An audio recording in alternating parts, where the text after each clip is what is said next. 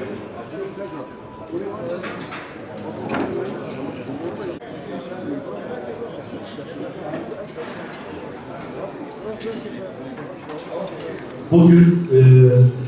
Bilgi Yakın Genel Kurulu 4 Nisan'da yapılacak olan genel kurulda başkan adaylarımızdan biri olan iş adamı Yaşar İşsiz Başkanımızın daveti üzerine burada toplanmış bulunduk. Kendileri bizi bir araya getirdi. Onun için de ayrıca kendilerine de canlı teşekkür ediyoruz. Günün bu saatinde bizleri kırmayıp geldiğiniz için öncelikle canı gönülden sizlere teşekkür ediyoruz. Evet dostlar, 2 dönem Bitlis Dernekler Federasyon Başkanlığı döneminde özellikle Bitlis Birlik Beraberliği maksadıyla her türlü o birlik beraberliği sağlamak için herkese gittim. Özellikle İstanbul'da şu an 500 bine yakın bizim Bitlis nüfusumuz var. Ben BİGYAD'ı bir defa aldığım zaman derneklerin sayısı 20 idi. O 2 dönem süre içinde birlik beraberlik içinde olduğumuz için 75 derneğe çıkarttık. Ve aynı zamanda Bitlis Dernekler Federasyonu'nun gerekli olmadığını da hepinizin de malumu, biz yönetim olarak arkadaşlarla beraber yönetim olarak Bitlis Dernekler Federasyonu'na biz bir yer aldık. Bugün Bitlis Dernekler Federasyonu, yani sürekli alsanız örnek veriyorum 500.000 TL.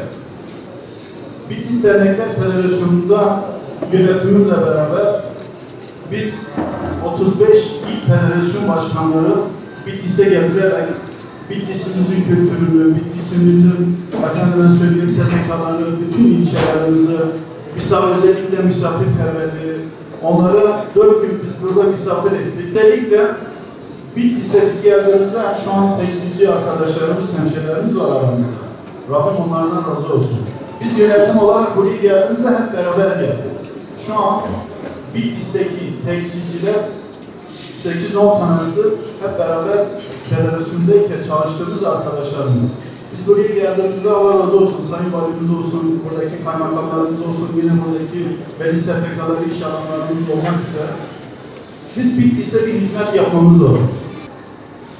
Özellikle hem Bitlis'teki iş adamlarımız, aynı zamanda il dışındaki Bitlis'i hemşehrilerimiz, biz eğer BİGYAD'ı aldığımız zaman Allah'ın izniyle, Allah'ın kuvvetiyle o birlik yine beraberliği sağlamak için Sayın Başkanım, bütün iş adamlarımızın listesini BİGYAD'ımıza alsın ve birbirine haberdar olur, birbirine destek amacı, aynı zamanda hemşehrilerimize destek verir. Örnek veriyorum, ben inşaat işi yapıyorum. Bir arkadaşım örnek veriyorum, nalbur işi yapıyor. Ben gidip başka birinin nalburda alacağını kendi hemşehrimde alayım. Ama birbirimize ticaret yaparken de kesinlikle birbirimize zarar vermemek şartıyla bunu yapmamız lazım. Bu 14 gün süre içinde dediğim gibi hepsinde de emeklerine sağlık. Rabbim hepsinden razı olsun. Ama benim projelerim farklıdır. Özellikle Bitlis'imize unutmamak için, Bitlis işi hak kalkmak için elimizde yönetimle beraber Allah'ın izniyle ne gerekiyorsa yapacağız. Özellikle bizleri yalnız bırakmadığınız için ben hepinize ayrı ayrı teşekkür ediyorum.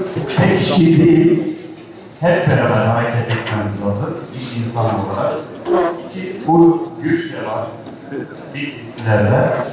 Onun birlikte paylaşsa işsizliği daha da giderebiliriz. Şahsiyetli toplum olarak hareket etsek daha güzel şeyler olur. 2012 yılından beri bir şube başkanlığını yürütmekteydik. Çıkmış olduğum yoldan önce kendilerine başarılar diliyorum. Rabbim utandırmasın. Gönüllülük esasına dayalı olan bu işte